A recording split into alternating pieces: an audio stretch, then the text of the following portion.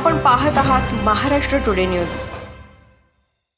नमस्कार, स्वागत आहे आपलं महाराष्ट्र टुडे न्यूज मराठी या वृत्तवाहिनीवर। पाहूया महाराष्ट्रातील काही निवडक घडामोडी।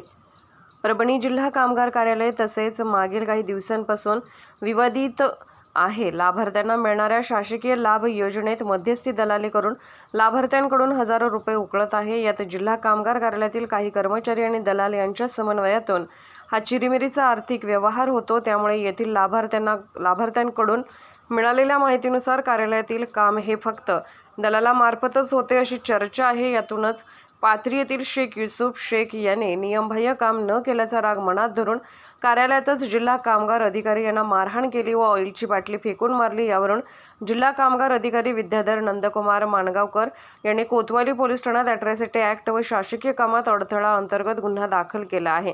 या प्रकरणी पुढील तपास उपविभागीय पोलीस अधिकारी DM डंबाळे करत आहेत।